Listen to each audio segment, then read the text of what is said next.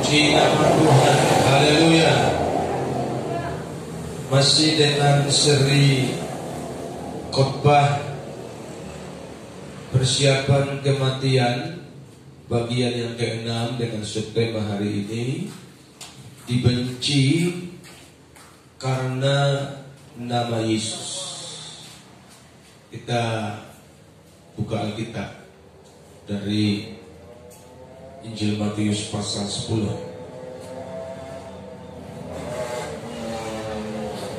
Saya baca buat Tuhan, lihat aku mengutus kamu seperti domba ke tengah-tengah serigala, sebab itu hendaklah kamu cerdik seperti ular dan tulus seperti merpati. Tetapi waspadalah terhadap semua orang, karena ada yang akan menyerahkan kamu kepada majelis agama, dan mereka akan menyesah kamu di rumah ibadatnya. Dan karena aku, kamu akan digiring ke muka penguasa-penguasa dan raja-raja sebagai suatu kesaksian bagi mereka dan bagi orang-orang yang tidak mengenal Allah. Apabila mereka menyerahkan kamu, janganlah kamu khawatir akan bagaimana dan akan apa yang harus kamu katakan, karena semuanya itu akan dikaruniakan kepadamu pada saat itu juga. Karena bukan kamu yang berkata-kata, melainkan Roh Bapamu yang akan berkata-kata di dalam kamu. Orang akan menyerahkan saudaranya untuk dibunuh, demikian juga seorang ayah akan anaknya, dan anak-anak akan berontak kepada orang tuanya dan akan membunuh mereka. Dan kamu akan dibenci semua orang oleh karena namaku, tetapi orang yang bertahan sampai pada kesudahannya akan selamat. Apabila mereka menganiaya kamu dalam kota yang satu, larilah ke kota yang lain, karena aku berkata kepadamu, sesungguhnya sebelum kamu selesai mengunjungi kota-kota Israel, anak manusia akan datang. Seorang murid tidak lebih daripada gurunya, atau seorang hamba daripada tuannya. Cukuplah bagi seorang murid jika ia menjadi sama seperti gurunya, dan bagi seorang hamba jika ia menjadi sama seperti tuannya. Jika tuan rumah disebut bersebul, apalagi seisi rumahnya. Puji Tuhan, yang berbahagia adalah mereka yang mendengar firman Tuhan dan melakukannya dalam kehidupan mereka hari lepas hari. Dalam khotbah hari ini, di persiapan kematian yang ke-6 dengan subtema dibenci karena nama Yesus, ini membutuhkan sebuah pengertian dan penafsiran yang benar supaya kita jangan salah kaprah tentang arti kata dibenci. Karena ada orang dibenci karena memang dia pantas untuk dibenci. Saudara mengerti maksudnya? Ada orang dimusuhi karena dia pantas dimusuhi. Artinya ketika perilaku orang itu buruk, perilaku orang itu tidak baik, tapi mulutnya selalu mengatakan Tuhan, maka akan banyak orang membenci dia. Betul begitu kan? Dia bersaksi tentang Tuhan, tapi hidupnya tidak menjadi contoh, hidupnya tidak menjadi teladan, sehingga orang akan membenci dia. Kalau bicara soal agama, dia begitu fanatik, dia begitu kuat, dia begitu keras berbicara tentang agama. Tapi tentang kawin cerai, dia begitu setuju, sehingga keluarganya pun tidak menjadi contoh, padahal dia seorang pemimpin agama. Sehingga orang-orang begini, menurut logika manusia, mereka pantas dibenci. Tapi sekalipun mereka pantas dibenci, tentu tugas kita bukan untuk membenci, karena kita kan diajari untuk mengasihi. Bahkan musuh kita pun kita harus kasih, itu firman Tuhan kan. Tapi maksud saya, bicara soal dibenci ini, kita harus mengerti secara benar hari ini bahwa ketika engkau dibenci karena kelakuanmu buruk, itu salahmu sendiri. Yang mengerti katakan amin. Ketika engkau dibenci orang karena sifatmu tidak rohani, tapi engkau sering keluar-keluar tentang Tuhan, ya itu salahmu sendiri. Betul apa salah? Makanya kita harus berbenah diri hari ini secara benar, supaya kita menempatkan arti kata dibenci ini betul-betul orang tidak suka karena tidak suka kepada kita, karena memang mereka melihat ada Yesus yang hidup di pribadi ini, di pribadimu, sehingga tentu setan, orang dunia tidak akan suka dengan Yesus. Amin. Pertanyaannya, orang melihat Yesus sudah hidup di hidupmu? Atau jangan-jangan simbolis yang orang lihat di hidupmu hari ini? Engkau yang tahu. Haleluya.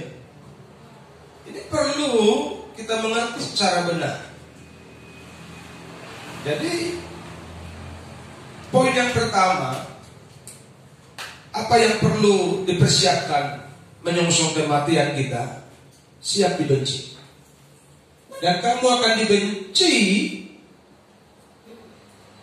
semua orang oleh karena nama. Karena nama Yesus melekat di hatimu, melekat di pikiranmu, melekat di tutur katamu, sehingga orang membenci engkau. Itu kasih karunia. Amin. Haleluya. Makanya sebagai anak Tuhan, sebagai orang percaya, hidup Yesus itu harus hidup di dalam hidup kita, di dalam hidupmu setiap hari. Sehingga kalau ada orang yang tidak suka dengan nama Yesus, tentu dia tidak suka denganmu. Haleluya. Karena dunia kan betul-betul banyak yang anti, banyak yang alergi dengan nama Tuhan Yesus. Dan usah dengan nama Tuhan Yesus, dengan orang Kristen aja banyak orang alergi. Saya mengalami waktu saya tinggal di Jakarta, ketika saya mencari kontrakan, saya tahu betul kontrakan itu kosong. Begitu saya tanya, kosong kontrakannya. Begitu diminta KTP saya tunjukkan KTP, dia masuk ke rumah. Saya nggak tahu di rumah dia bicara dengan setan atau dengan suaminya atau dengan genderuwo, saya nggak tahu. Dia yang tahu si ibu ini bicara dalam rumah. Entah dengan setan atau bego, entah siapa teman yang bicara di situ. Begitu dia keluar dari rumah itu, saya nunggu di halaman, dia bilang, "Pak, ternyata rumahnya sudah ada yang panjat duluan. Aku nggak tahu." Saya tahu dia bohong, tapi karena dia benci dengan Kristen, sehingga berbohong pun dia rela. Dia nggak tahu bahwa berbohong itu dosa besar. Agama manapun tidak mengajarkan orang berbohong. Betul apa salah? Tapi itu bagian kecil dari orang alergi kepada kekristenan. Baru dengar nama agama kita Kristen aja orang sudah banyak membenci, sehingga mereka tidak rela tinggal di kontrakannya. Padahal kalau uangnya sih mau, tapi orangnya benci. Makanya dunia ini membingungkan.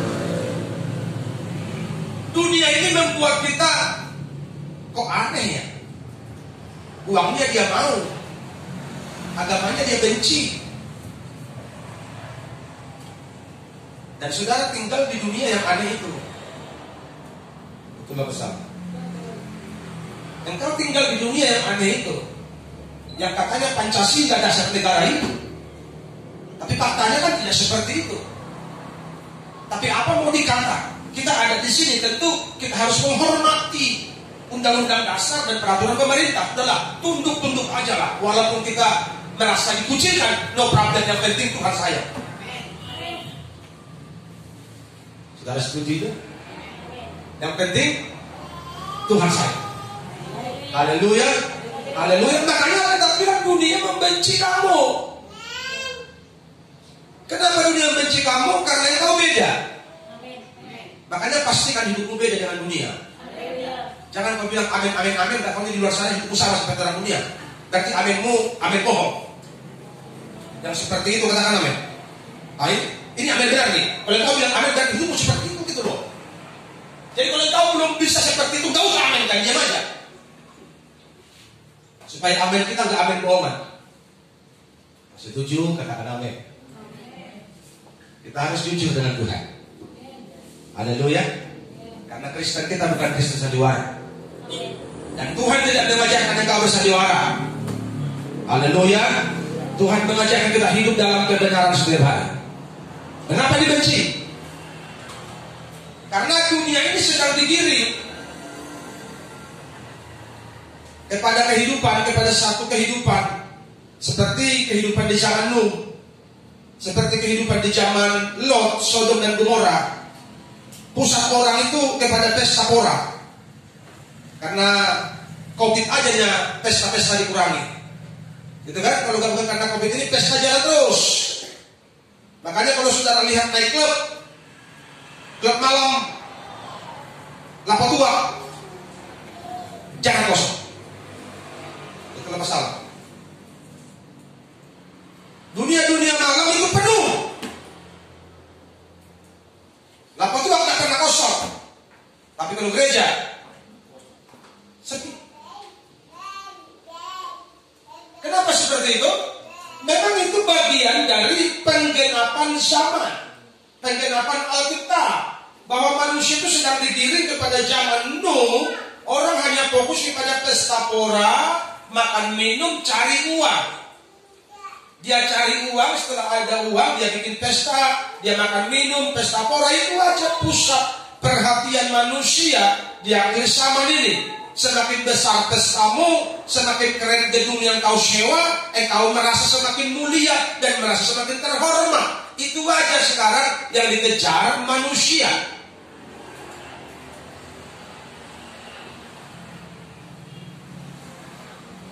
Tapi dalam situasi yang seperti itu, ada Nuh yang hidupnya benar. Dia mendapat kasih karunia dari Tuhan karena dia tidak kompromi dengan dunia. Kita di tengah-tengah dunia yang susah, yang suram ini, pastikan engkau jangan kompromi dengan dunia. Katakan amin. Jangan kompromi dengan dunia. Saya tidak sedang mengajarkan saudara untuk tidak datang ketika engkau diundang pesta. Saya tidak ajarkan seperti itu. Oh, kita diberi kasih karunia, kita sudah di surga nih. Jadi kalau ada tamu pesta mati jangan datang ya. Oh, itu sesat. Ya. Haleluya. Artinya pusat perhatian kita bukan ke situ. Haleluya. Tujuan hidup kita bukan ke situ. Jangan habiskan waktumu mengurus yang begituan. Engkau harus habiskan waktumu mengurus rohanimu dengan Tuhan. Katakan amin. Engkau harus sibuk mengurus persiapan kematianmu, supaya ketika engkau mati, engkau pasti masuk surga. Itu pusat perhatian umat Tuhan hari-hari ini. Katakan amin. Engkau yang membuat pesta kawinin anak, bikin aja pesta adanya.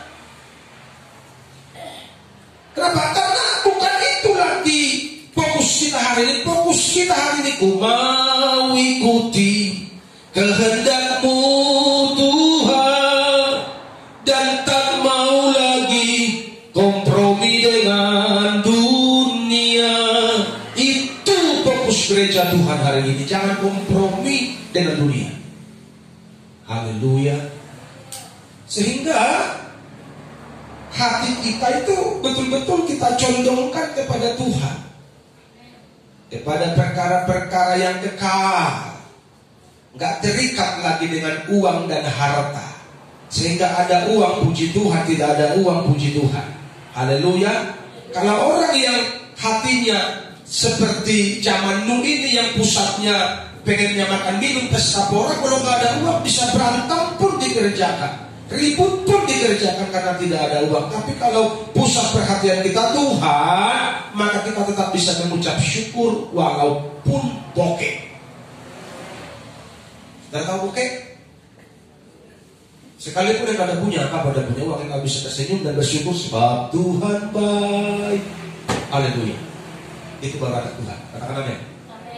Jadi kita mengerti sehingga tidak ada alasan, Pak, kenapa tidak gereja, kami usaha, kami begini, itu bukan itu tujuanku. Yang setuju katakan amin. Haleluya.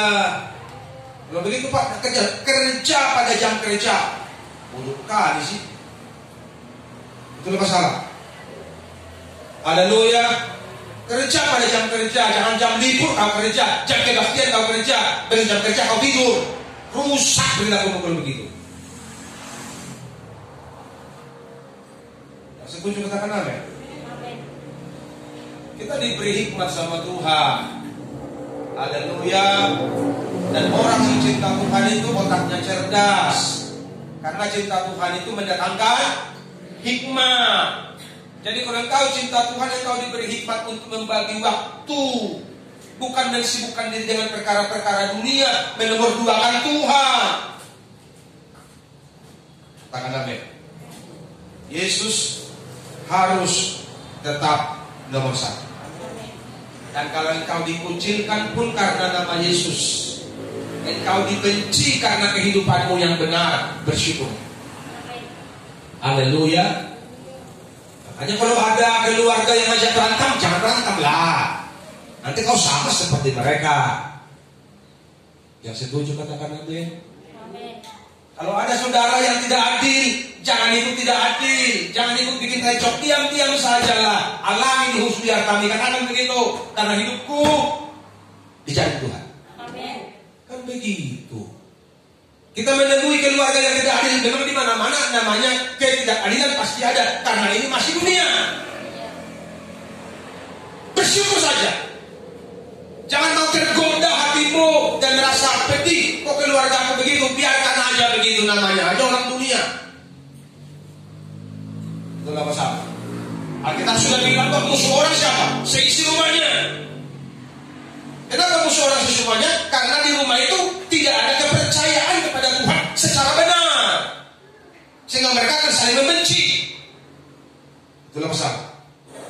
Coba kalau satu keluarga itu cinta Tuhan, gak mungkin musuh-musuh orang seisi rumahnya. Orang sama-sama anak Tuhan kok, sama-sama percaya kok. Yosua sudah bilang kok, aku dan seisi rumahku kami akan beribadah. Jadi gak ada musuh dalam keluarga kalau semua cinta Tuhan. Kan begitu. Ini kan yang ngaku, yang sebagian kan ngaku bertuhan tapi sekeliling.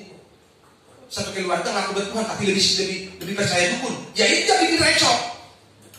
Datanglah dukun, dibodohin dia. Kau, opungmu begini bilang sama aku. Kau kurang adil, kau harus tuntut hakmu. Panaslah hatinya kan? Ributlah sopun. Kacau lah. Datanglah yang satu, bertemu di Tanah Rara kita ya.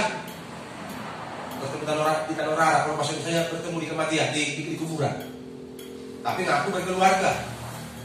Kalau engkau sudah bilang bertemu di kuburan, nanti kalau kau mati gimana kau?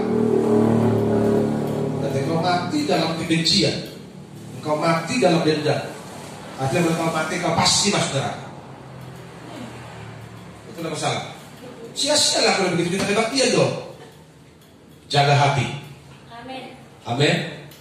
Jangan seperti yang di luar sana. Katakan jagalah hati, jangan kau nodai, tapi dinodai terus hatinya dengan kebencian kepada orang lain. Kalau menjaga hati itu jangan pernah benci siapapun. Amin. Jangan pernah benci siapapun, agama manapun, suku manapun, jangan pernah benci. Karena itulah yang disebut menjaga hati secara benar. Haleluya. Jangan jaga hati tapi tanda petik. Mengapa dibenci? Karena hidup kita tidak sama seperti dunia. Yang setuju katakan amin. Karena hidup kita tidak sama seperti dunia, sehingga dunia membenci kita. Haleluya. Pertanyaannya sekarang, hidupmu beda atau sama? Ini yang perlu di cross check jemaat Tuhan. Pastikan engkau berbeda. Amin. Pastikan hidupmu berbeda. Ketika hari Minggu orang lebih sibuk dengan arisan, engkau harus cari Tuhan. Ketika hari Minggu orang sibuk dengan pesta, engkau harus cari Tuhan. Ketika hari Minggu orang sibuk dengan refreshing jalan-jalan, engkau harus cari Tuhan. Ketika hari Minggu orang sibuk dengan kuburan, engkau harus cari Tuhan.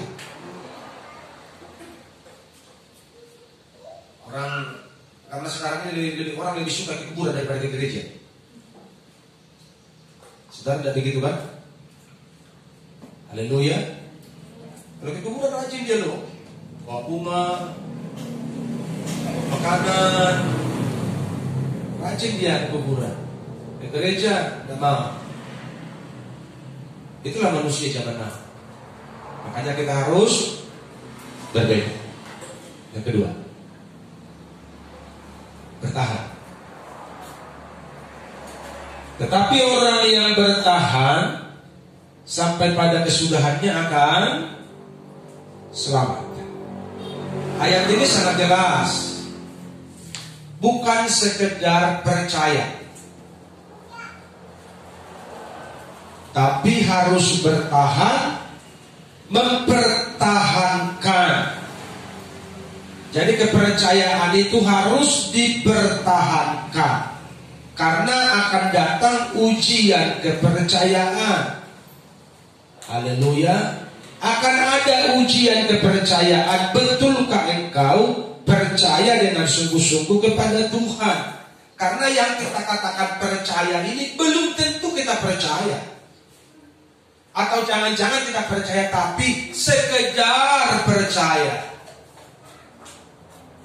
Jadi kepercayaan itu harus dipertahankan sampai selesai. Sampai kita mati, sampai Tuhan datang. Tentu caranya bertahan di dalam jalan kebenaran. Amin.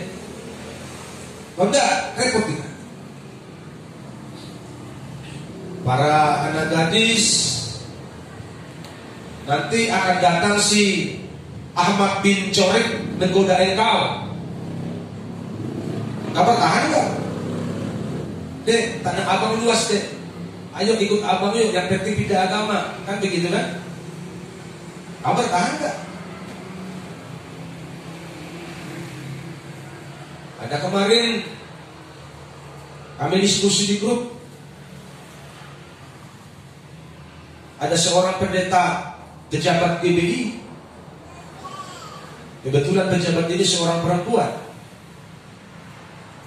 Dia menikah dan mereka diberkati di gereja lain, di gereja lama.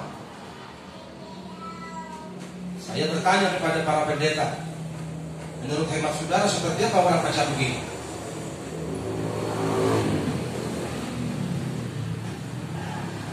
Ini kan memalukan sebenarnya. Tapi orang yang melakukan gak merasa malu. Saudara bisa bayangkan, seorang pendeta muda diberkati di gereja yang bukan GBI. Kalau gereja sama-sama gereja karismatik masih penting maklum saya. Ini gereja bukan karismatik, seorang pendeta karismatik. Nanti kalau aku bilang otak lu di mana kan terlalu keras kan? Kenapa demikian? Cuman saya malas ngecek. Entah bagus sekali dari kerjaan saya bilang entah orang kaya kemana sampai rela dia menurunkan pangkatnya. Jemaat kita ajak pun kalau boleh jangan diberkati di sana. Tapi apa mau dibilang? Namanya jemaat kan masih kurang kuat imannya. Ini pemimpin jemaat imannya pun kendor hanya karena uang. Otak lu di mana kalau begitu? Ngaku makanya jangan sembarangan jadi hamba Tuhan kau tak tahan. Mundur lebih baik. Betul apa salah? Betul. Karena harus bertahan. Artinya daripada saya menikah di sana, menikah saya yang tahu. Iya. Kenapa banyak? Itu kalau orang yang kuat imannya dengan Tuhan. Amin. Haleluya. Ini kalau nyanyi saya mau iring Yesus. Mulut monyong-monyong. Perilaku. Makanya kalau Tuhan bilang susah, sempit masuk surga, sempit jalan ke surga itu betul kali. Karena begitu berjalan waktu, you diuji. Ketemu pacar gitu loh. Yang laki-laki juga ketemu Siti Aminah nanti. Bang, mau gak kau bang sama aku bang? Gampang kok bang, harta bapakku banyak, mau gak? Tawarin lu.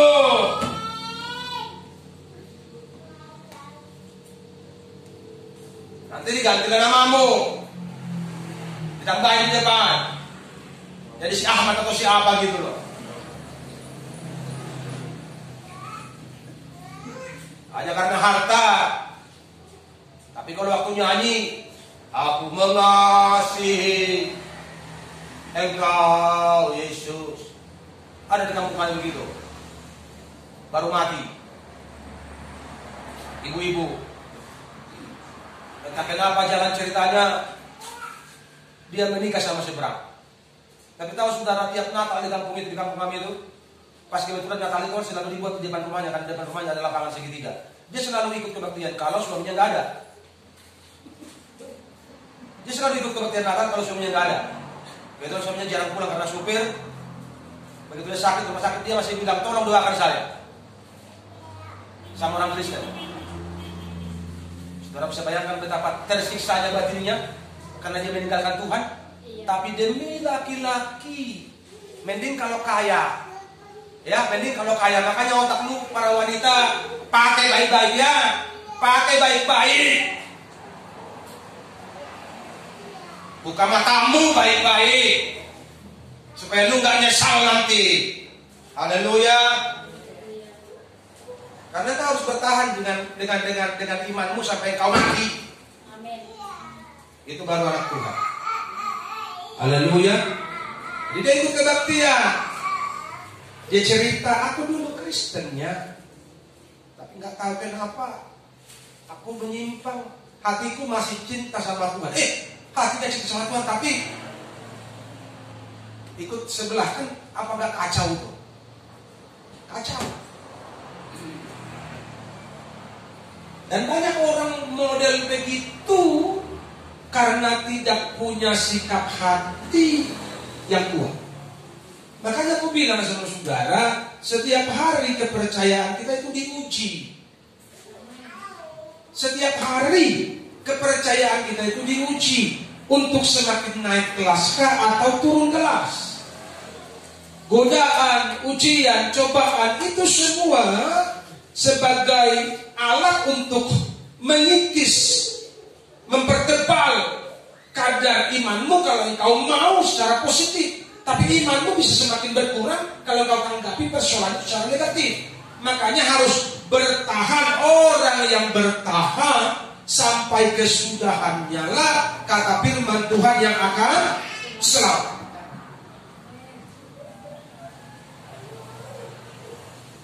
Makanya serius itu Tuhan. Haleluya. Serius itu Tuhan.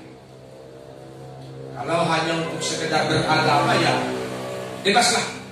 Namanya sekedar beragama. Tapi kalau engkau pengen ke surga, engkau harus serius, sungguh-sungguh. Kepercayaan kita kepada nama Yesus akan diuji oleh waktu. Dan mutu yang baik didapat lewat apa? Proses. Jadi proses itu membuat mutu rohanimu semakin baik kalau engkau terbuka kepada Tuhan, terbuka dengan kebenaran. Tapi kalau engkau menutup diri, suka-suka pula, mau pula, maka mutumu tidak akan menjadi lebih baik, malah mungkin makin rusak. Jadi mutu yang makin rusak inilah mengakibatkan banyak orang gampang menyimpang dari kebenaran. Mau lu jemaat, mau lu pekerja, mau hamba Tuhan akan gampang menyimpang kalau engkau tidak siap diproses oleh Tuhan. Haleluya. Yang ketiga, ayat 24, seorang murid tidak lebih baik daripada gurunya, atau seorang hamba daripada tuannya. Cukuplah bagi seorang murid jika ia menjadi sama seperti gurunya, dan bagi seorang hamba jika ia menjadi sama seperti tuannya. Jika tuan rumah disebut Beelzebul, apalagi seisi rumah. Jadi kalau tuannya Beelzebul, berarti seisi rumahnya Beelzebul. Sudah tahu Beelzebul kan? Simbol setan.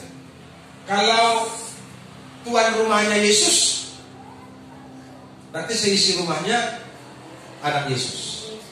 Kalau saudara hamba Tuhan, hidupmu pasti mencerminkan hamba Tuhan. Haleluya.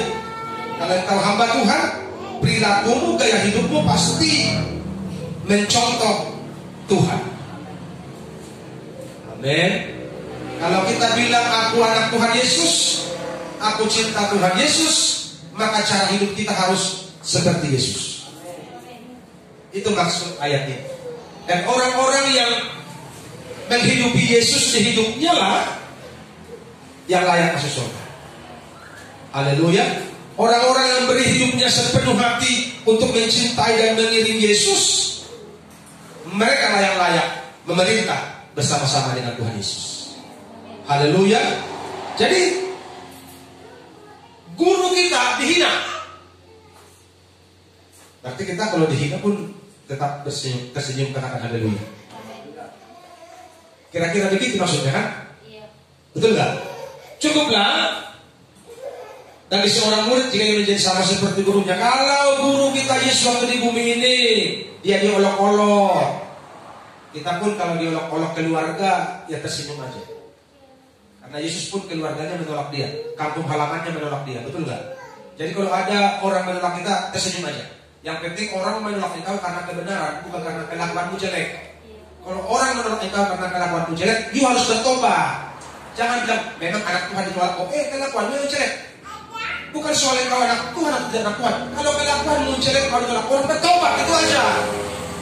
Katakan amin. Makanya perlu peka. Kita ini ditolak karena kelakuan kita yang buruk atau karena kebenaran kita ditolak. Seorang murid tidak lebih daripada gurunya atau seorang hamba daripada Tuhan. Jadi kalau hamba itu mengikuti kehendak Tuhan. Kalau guru kita ditolak, kita pun ditolak bersyukur. Artinya kalau Yesus pun menderita, maka kita pun harus rela menderita. Amin. Jadi kita harus siapkan diri kita untuk itu. Karena target kita hidup menjadi seperti Tuhan Yesus. Jika kita mengaku hamba Tuhan, teladanilah dan hidupilah Tuhan setiap hari di hidupmu. Amin. Biar karakter dan tabiat Tuhan Yesus itu yang tercermin lewat kehidupan kita setiap hari. Sehingga orang melihat betul dia anak Tuhan, betul dia orang percaya, betul dia hamba Tuhan, karena kehidupannya mencerminkan Tuhan Yesus setiap hari. Amin.